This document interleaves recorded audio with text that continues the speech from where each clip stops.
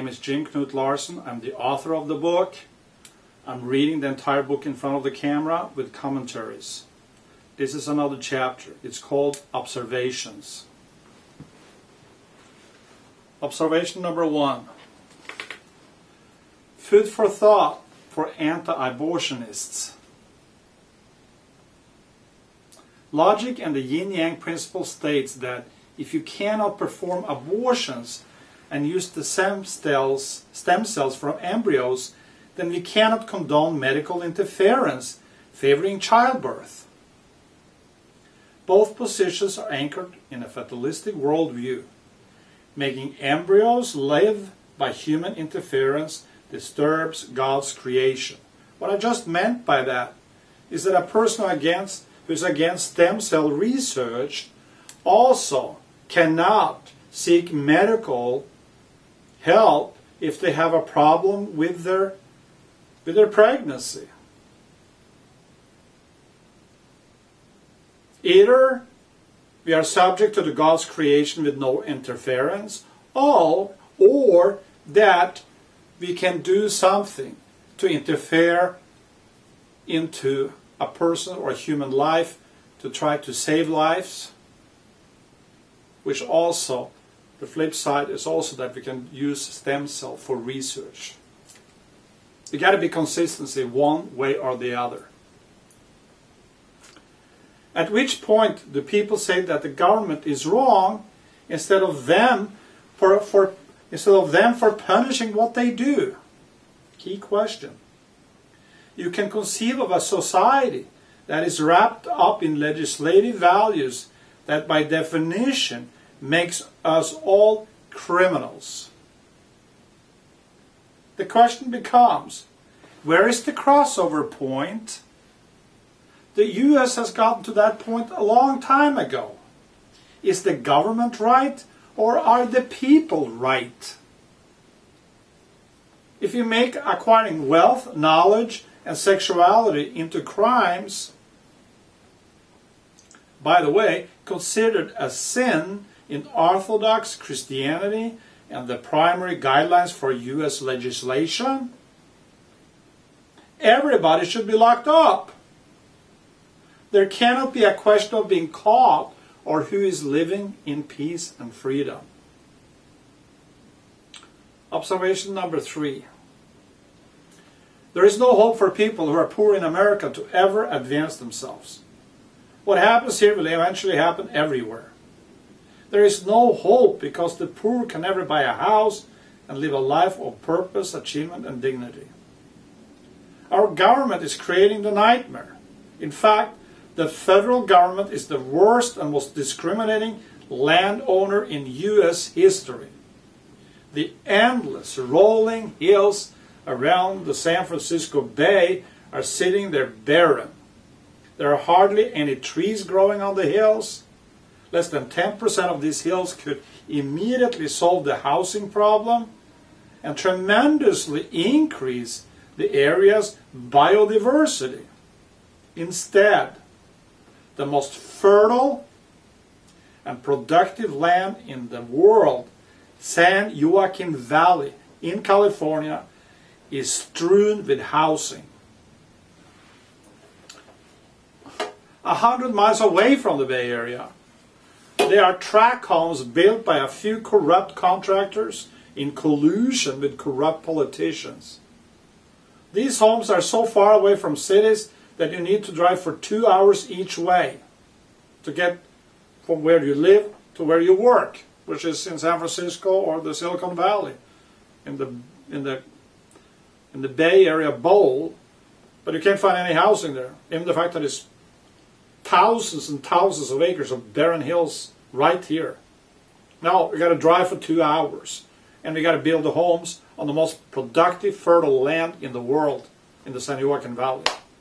That's what we're getting from all the planning in Sacramento and the counties and the state, county, and cities. It's remarkable.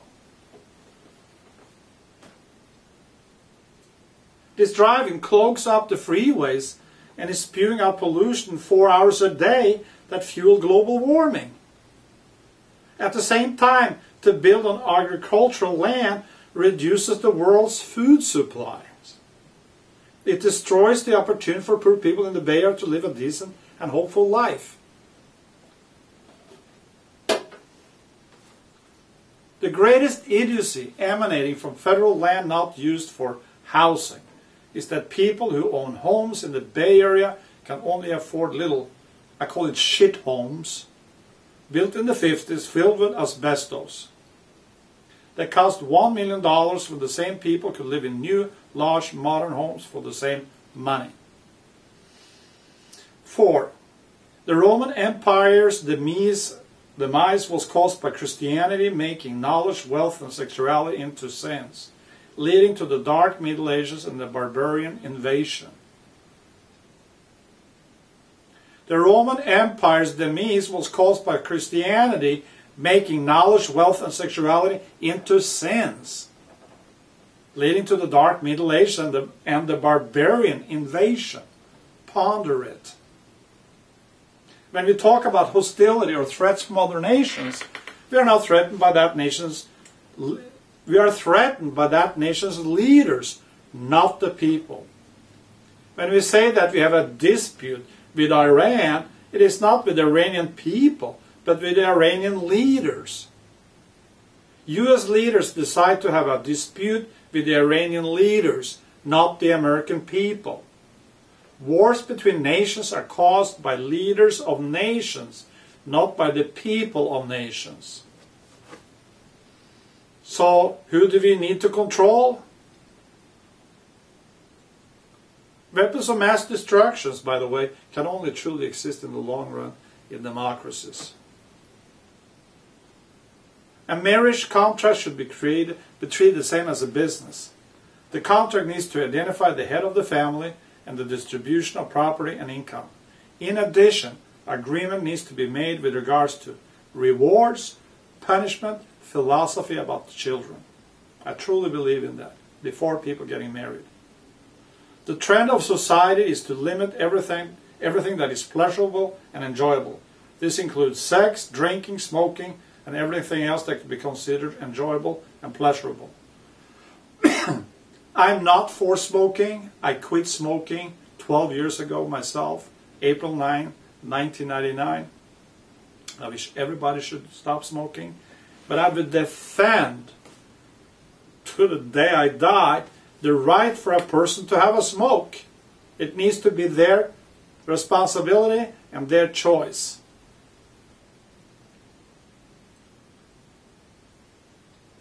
What powerful forces and human perversion is behind this trend to deny everything pleasurable? No, we can't have that.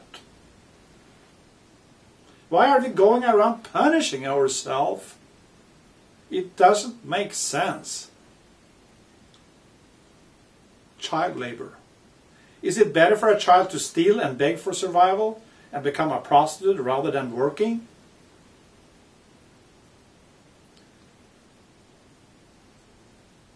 Look at straight versus gay men. A lot of women are attracted to gay men. Straight men are raised to be distant, disciplinary, and dominant.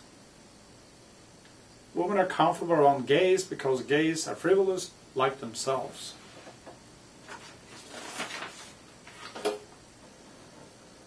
Societies break down as promotion of gays and lesbians stems from destroying the male by suppression and dominance of modern society.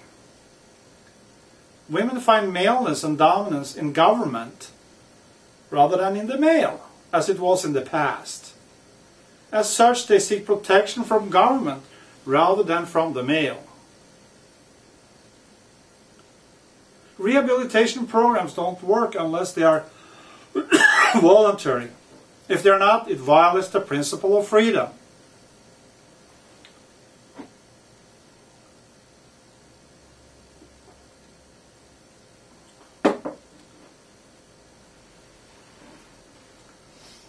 The fact that many women today get the custody of the children when they divorce their husbands and choose to raise the children without fathers proves the women's desire to keep children for themselves and to exclude the father.